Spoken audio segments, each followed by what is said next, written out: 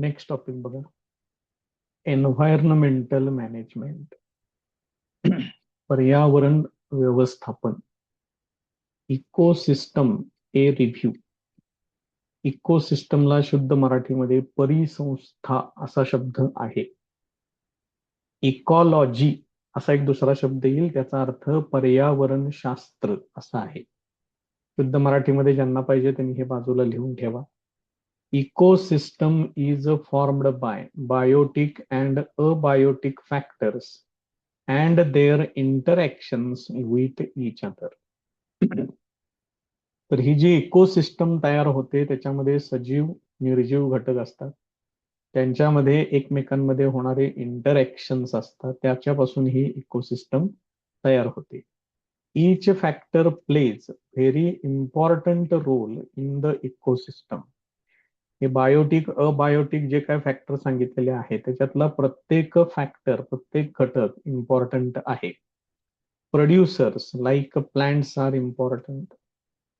म्हणजे जे निर्माण करणारे आहेत, प्लांट्स आहेत, हे इतरांच्यासाठी खाद्यपदार्थ, फळं हे सगळं तयार करणारे जे आहेत प्रोड्युसर्स. हर्बीव्होर्स याचा अर्थ शाकाहारी. कोण कोण आहेत? Deer, goats, sheep, cattle, horses, camels etcetera feeding upon producers are also important. हे जे काही प्लांट्स आहेत त्या प्लांट्सना कंझ्युम करणारे हे हर्बीव्होर्स म्हणजे शाकाहारी प्राणी. Deer, goats, sheep, cattle, horses, camels ह्या सगळ्यांचे अर्थ तुम्हाला सगळे माहिती आहेत, त्यात काही विशेष नाहीये. प्रीडेटर्स म्हणजे शिकारी प्राणी, म्हणजे थोडक्यात मांसाहारी जे आहेत ते, like lion and tiger which prevent the over population of herbivores are also equally important. हे जे काय वरती हर्बीव्होर्स प्राणी सांगितलेले आहेत त्यांची संख्या, त्यांचं ओव्हर पॉप्युलेशन होऊ नये याच्यासाठी हे लायन आणि टायगर आहेत. कारण हे लायन आणि टायगर काय करतात? ह्यांना खातात. त्यामुळं ते प्रीडेटर्स आहेत, शिकारी प्राणी आहेत. The caterpillars found in nature म्हणजे अळ्या. Organisms present in filthy places अस्वच्छ ठिकाणी असणारे जीवजंतू. यानंतर आहे टर्माइट्स म्हणजे वाळवी. Insects present in dung. Dung म्हणजे शेण, शेणामध्ये असलेले कीटक. They are also important though they are dirty. तरी ते घाणेरडे जरी असले, घाणेरड्या किंवा अस्वच्छ ठिकाणी जरी राहत असले तरी सुद्धा ते महत्वाचे आहेत. They are responsible for cleaning the environment. कारण एन्व्हायरमेंटला क्लीन करण्याची जबाबदारी ते पार पाडतात. दस our existence is due to these factors present around us. त्यामुळं आपण, आपलं जे अस्तित्व आहे ते या फॅक्टर्स वरती अवलंबून आहे. ते आहेत म्हणून आपण आहे. Hence we should care for these factors. त्यामुळे या सगळ्या फॅक्टर्सची काळजी घेणं हे आपलं काम आहे.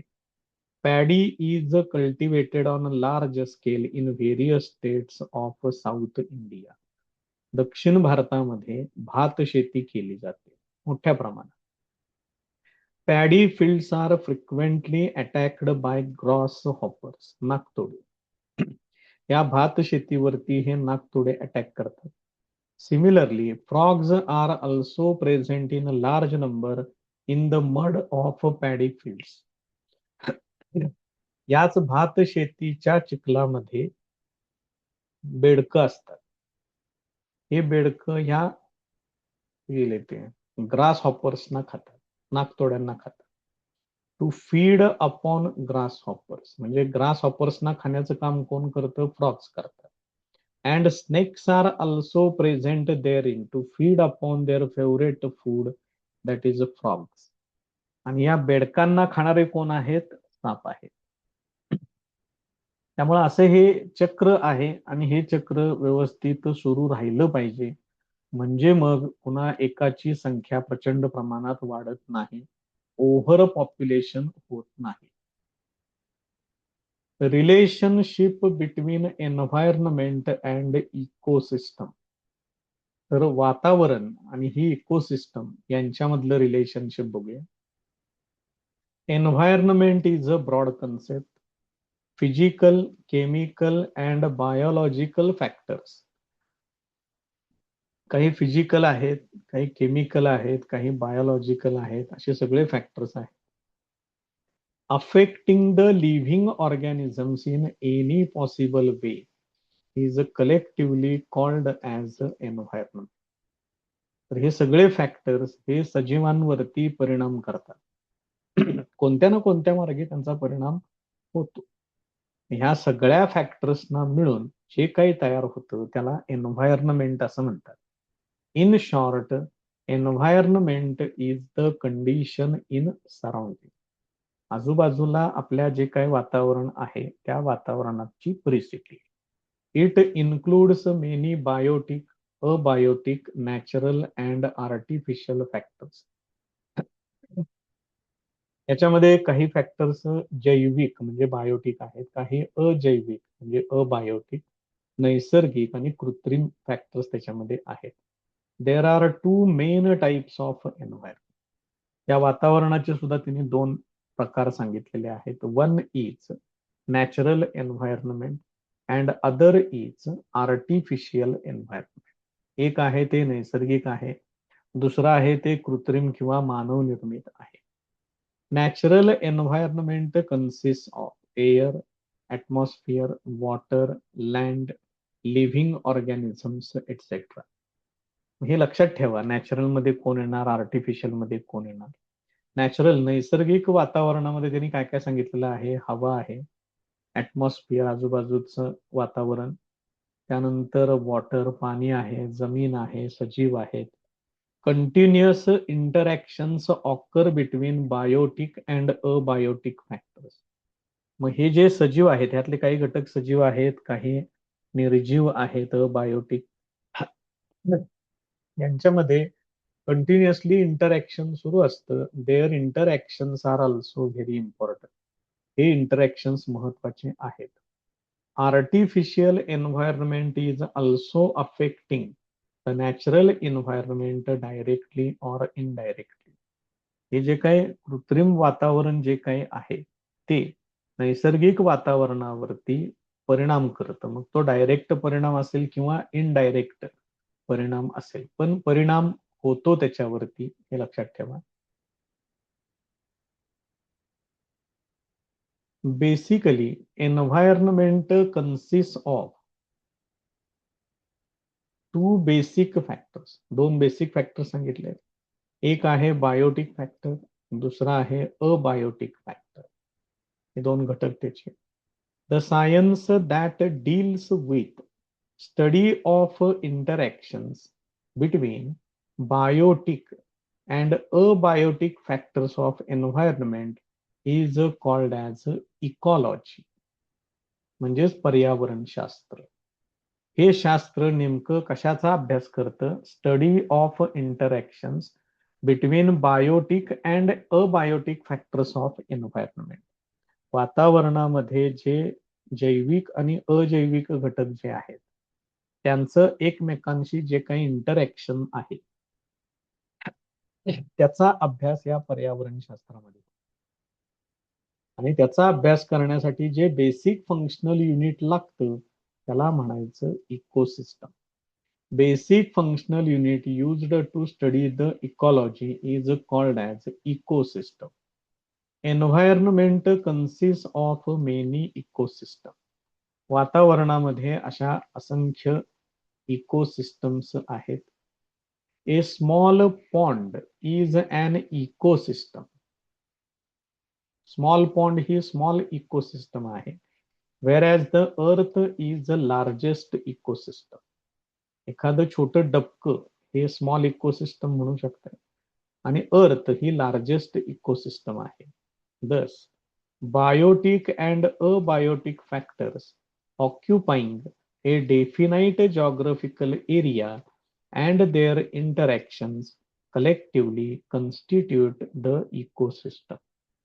त्यामुळे तुम्ही एक ठराविक भूप्रदेश कन्सिडर करा. त्या भूप्रदेशामध्ये येणारे सर्व प्रकारचे बायोटिक अबायोटिक फॅक्टर्स, त्यांच्यातलं इंटरॅक्शन, या सगळ्यांना मिळून काय तयार होते? इकोसिस्टम, परिसंस्था तयार होते. Environmental balance is maintained through continuous operation of various natural cycles.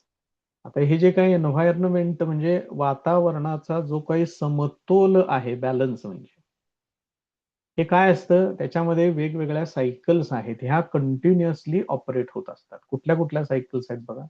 Water cycle, carbon cycle, gaseous cycles like nitrogen cycle, oxygen cycle, etcetera. या सगळ्या सायकल्स कंटिन्युअस ऑपरेशन मध्ये असतात. Environmental balance is also maintained due to various food chains of ecosystem. Environmental balance मध्ये या cycle व्यतिरिक्त वेगवेगळ्या food chains पण आहेत. अन्न साखळी असं त्याला म्हणतात. ही सुद्धा या इकोसिस्टम मध्ये महत्वाची आहे. Human existence is totally impossible without existence of nature. निसर्ग आहे म्हणून मनुष्य आहे. निसर्ग जर नसता तर मनुष्य जगू शकला नसता. Hence, it is the basic responsibility of a human being to preserve the nature without disturbing its balance. त्यामुळं ही माणसाची बेसिक रिस्पॉन्सिबिलिटी आहे की हा जो निसर्ग आहे त्याला प्रिझर्व केलं पाहिजे. त्या निसर्गाचा समतोल ढासळता कामा नये. ती जबाबदारी मनुष्याची आहे. Actually, we have got this Earth planet on lease from our previous generations.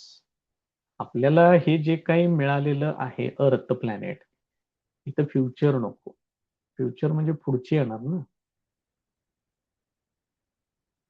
We have got this planet म्हटलंय on lease from our previous generation. आधीच्या जनरेशन पासून आपल्याला हे भाडे तत्वावरती अर्थ मिळालेली आहे. And not as an ancestral property from our ancestors. त्यांनी विचार कसा केलाय बघा. पुढच्या जनरेशन कडून आपल्याला भाडे तत्वावरती हे मिळालेलं. त्यांचा विचार बघा कशा पद्धतीनं आहे ते. यांनी इथं शब्द प्रयोग कसा वापरलेला आहे बघा. पुढच्या जनरेशन्सनी तुम्हाला हे भाडे तत्वावर दिलेलं आहे आणि तुम्ही त्याला तुमच्या पूर्वजांची प्रॉपर्टी म्हणून ती समजू नका, असं त्यांना म्हणायचं आहे. त्यामुळे हे फ्युचर जनरेशन जे आहे ते करेक्ट आहे. फक्त त्याचा अर्थ समजून घ्या. Hence we should not forget to conserve it for our selves and for future generations. त्यामुळं आपण काय केलं पाहिजे? हे कन्झर्व केलं पाहिजे, म्हणजे हे टिकवलं पाहिजे आपल्यासाठी पण आणि येणाऱ्या पुढच्या जनरेशनसाठी सुद्धा हे व्यवस्थितपणे टिकवलं पाहिजे. त्याच्या पुढचा पॉइंट आहे एन्व्हायरमेंटल कॉन्झर्वेशन. मग आता हे पर्यावरण वाचवायचं आहे आपल्याला, तर त्याच्यासाठी आपल्याला हे काय काय करायचं आहे हे आता बघूया. When some natural factors of environment and some artificial polluted factors harm the environment, it creates imbalance between various factors of the environment and ultimately affects the existence of biotic factors. बघा वाक्य केवढं मोठं आहे. काही नैसर्गिक factors आहेत वातावरणातले आणि काही कृत्रिम पोल्युटेड फॅक्टर्स. पोल्युटेड म्हणजे भेसळयुक्त. त्याच्यामध्ये तुम्ही हवेचं प्रदूषण सुद्धा कन्सिडर करू शकता. सिंपल त्या पद्धतीने बाकीचे मग गृहीत धरू शकताय. तर हे काय करतात? एन्व्हायरमेंटला, वातावरणाला इजा पोचवू शकतात आणि त्याच्यामुळं काय होतं? इम्बॅलन्स क्रिएट होतो. वातावरणाचा समतोल ढासळतो. मग त्याच्यामध्ये काय होतं, काही फॅक्टर्स कमी पडतात, काही फॅक्टर्स जास्त प्रमाणात होतात आणि त्याचा सगळा परिणाम त्याच्यामध्ये जे काही सजीव घटक आहेत त्यांच्यावरती त्याचा परिणाम होतो. आपल्याला काय करायचं आहे, हे प्रॉपरली मेंटेन करायचं आहे, कन्झर्व करायचं आहे. कन्झर्व करणे म्हणजे आहे ते टिकवणं. त्याला शुद्ध मराठीमध्ये संवर्धन असा शब्द आहे. At present, many environmental problems have been arised due to effect of various natural and artificial factors on the earth.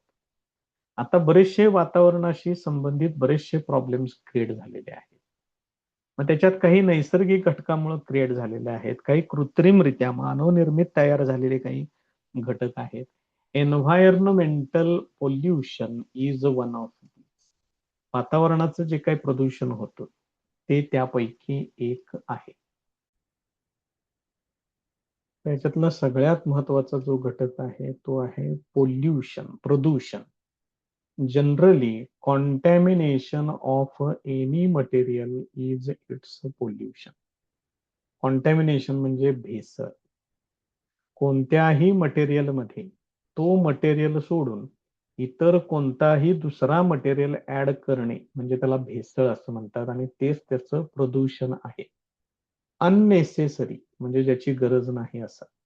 And unacceptable change म्हणजे जो ऍक्सेप्ट होऊ शकत नाही, स्वीकारण्यायोग्य नसलेला change in the surrounding environment. आजूबाजूच्या वातावरणात होणारे हे गरज नसलेले बदल, स्वीकारण्यायोग्य नसलेले बदल ड्यू टू नॅचरल इव्हेंट्स, काही वेळेला हे नैसर्गिकरित्या येतात, ऑर ह्युमन ऍक्टिव्हिटीज, काही गोष्टी मानव निर्मित असतात, is called as environmental pollution. याला वातावरणाचं प्रदूषण असं म्हणतात. Direct or indirect changes in physical, chemical and biological properties of air, water and soil which will be harmful to human and other living beings is environmental pollution. बघा केवढी मोठी definition. Direct changes असतील किंवा indirect changes असतील, मग ते physical, chemical, biological properties कुणाच्या, air असेल, वॉटर, सॉइल, जमीन म्हणा किंवा माती, which will be harmful to human. आणि हे सगळे चेंजेस सजीवांसाठी, मग त्याच्यामध्ये मनुष्य प्राणी आला, इतर सगळे लिव्हिंग बिंग झाले, या सगळ्यांच्यासाठी जर ते धोकादायक पद्धतीनं जर असेल तर त्याला वातावरणाचे प्रदूषण असं म्हणतात.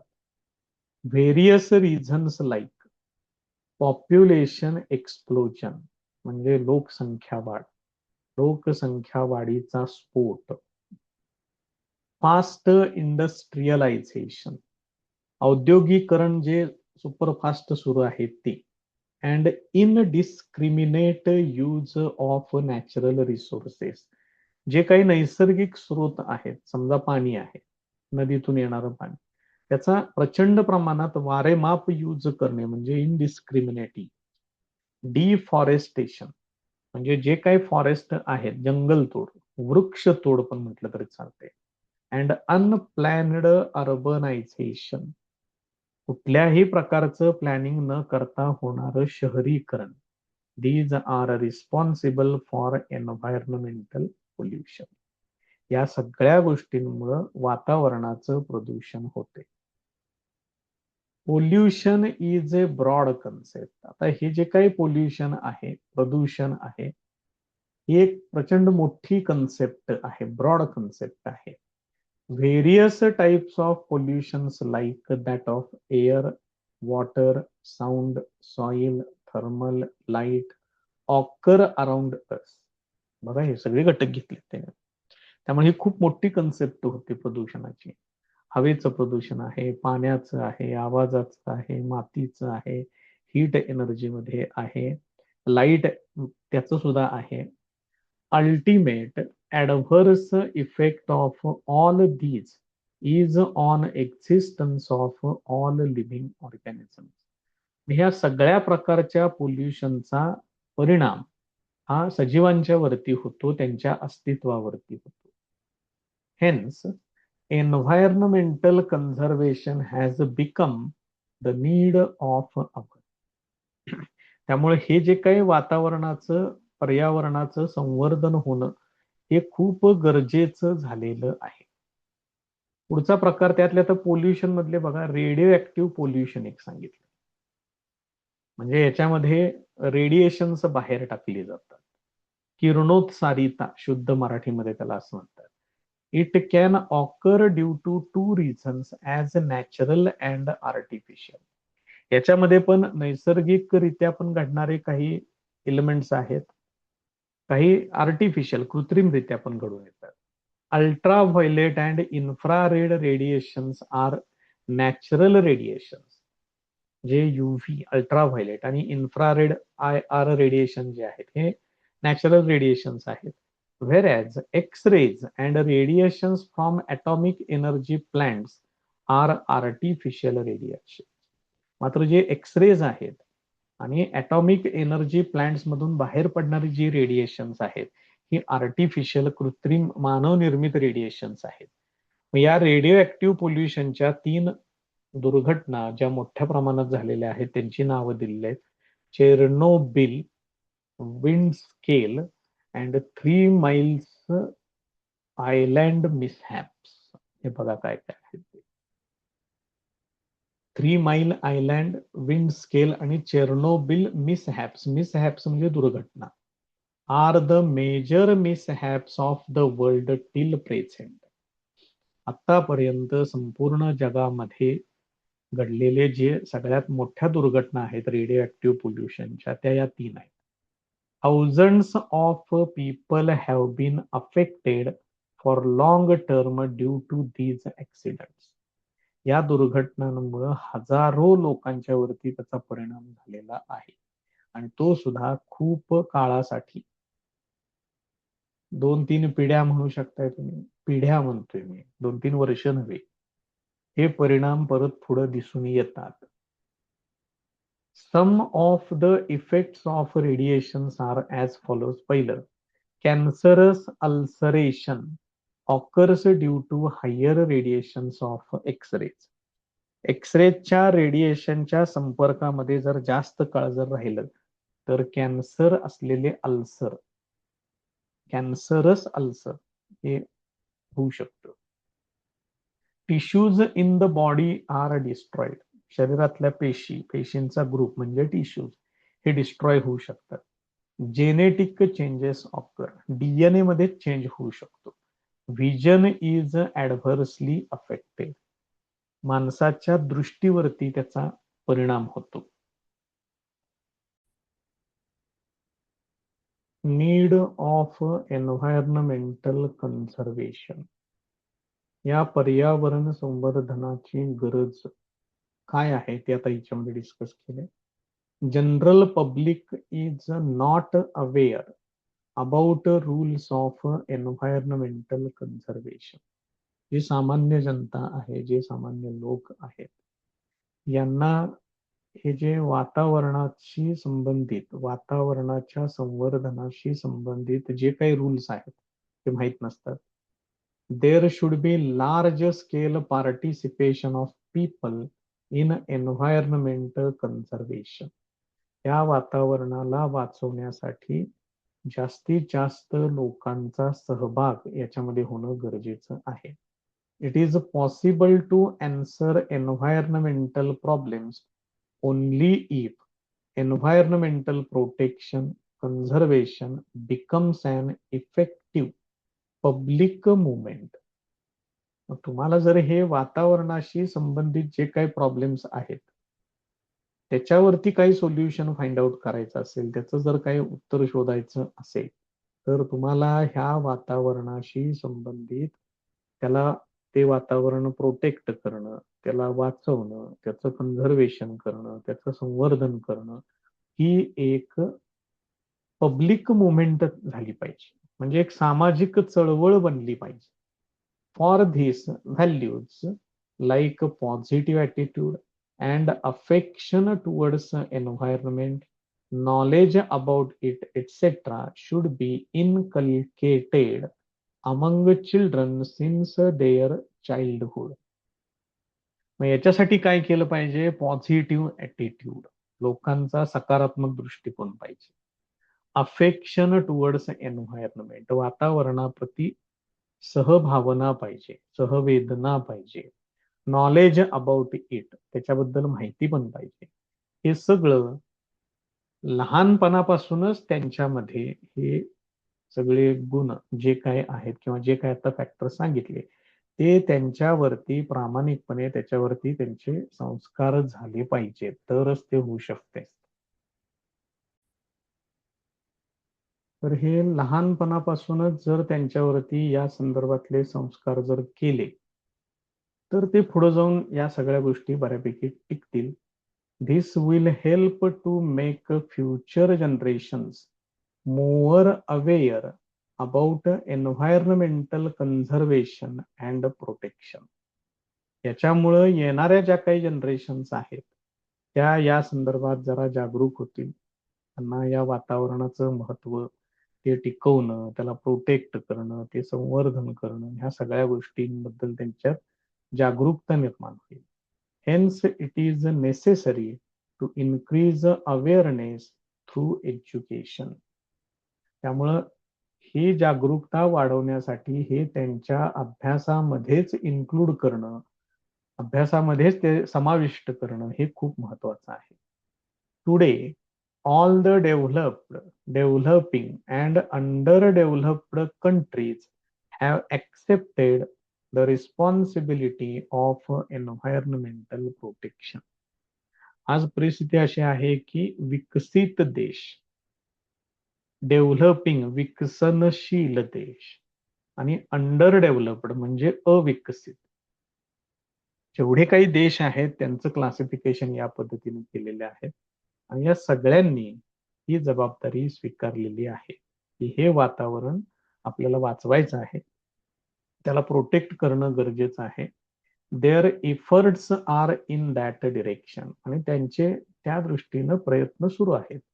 दे have defined future plans about environmental protection and have constituted the necessary laws. त्यांनी काय केलेले आहे, त्याचे भविष्यात काय काय करावं लागेल त्या संदर्भातले प्रॉपर प्लॅन्स तयार केलेले आहेत. वातावरण त्याच्यातून वाचलं पाहिजे, त्याचं प्रोटेक्शन प्रॉपरली झालं पाहिजे.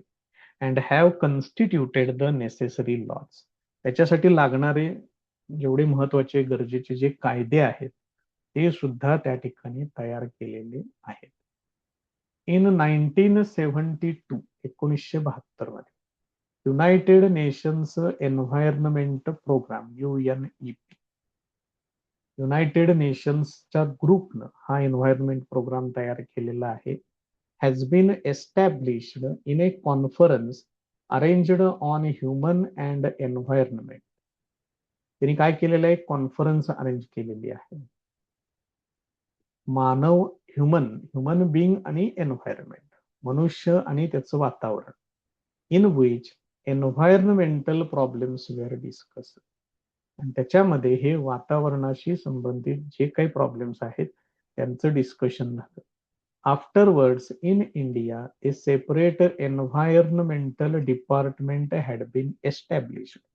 आणि त्याच्यानंतर भारतामध्ये एक सेपरेट पर्यावरण खातं हे सेपरेट तयार केलं गेलं, वेगळं त्याचं डिपार्टमेंट तयार केलं.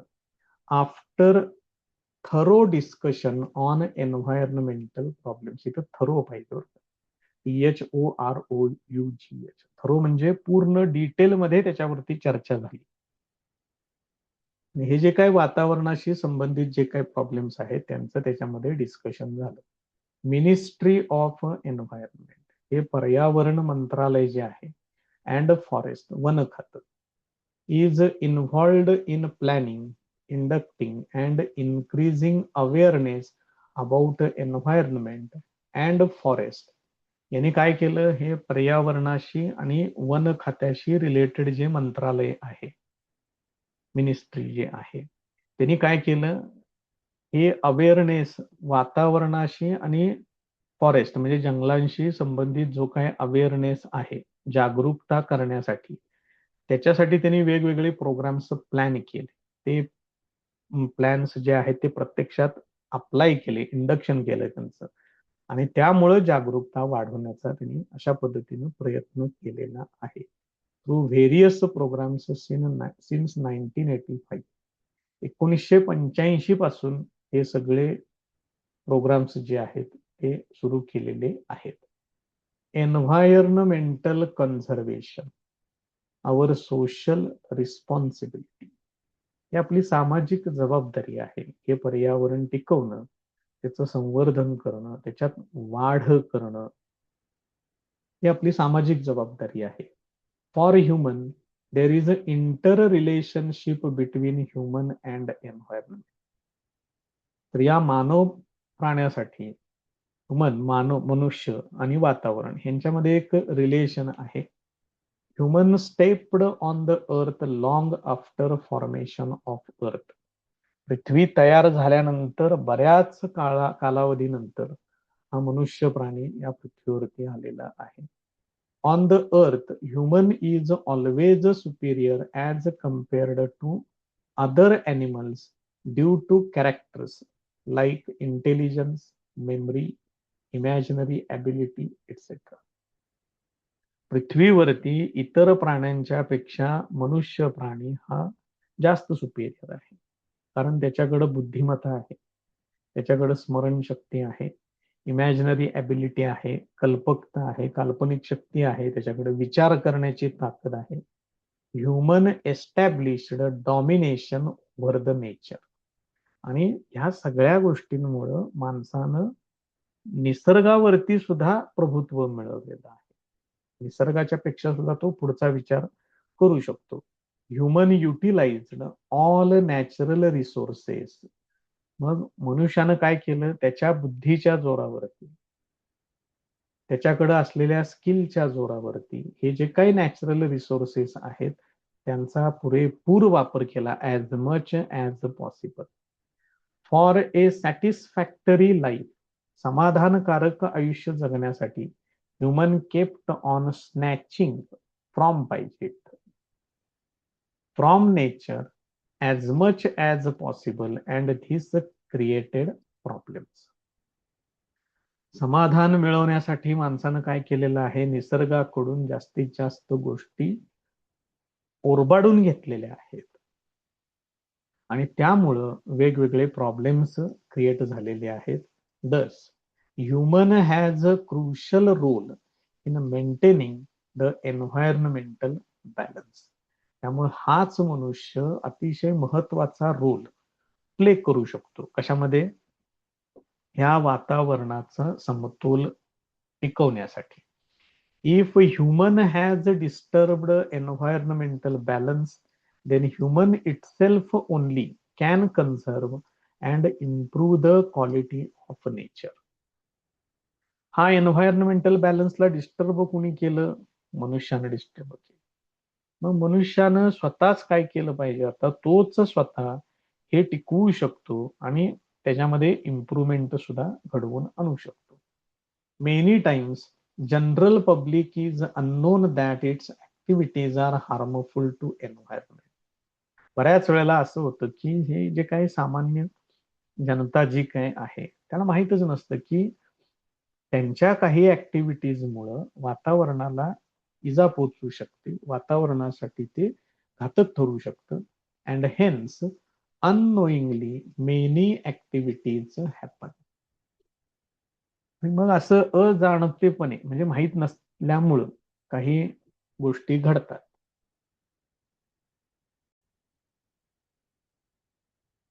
Law enacted about environmental conservation.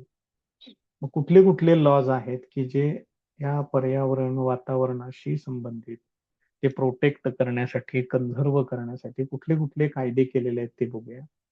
Forest conservation act, one संवर्धन म्हणजे जंगलं जी आहेत ती टिकवली पाहिजे, त्यांच्यामध्ये वाढ केली पाहिजे. त्याचा जो ऍक्ट आहे तो 1980 त्या साली तयार केलेला आहे. The land reserved for forest conservation has been prohibited to use for any other purpose by this law.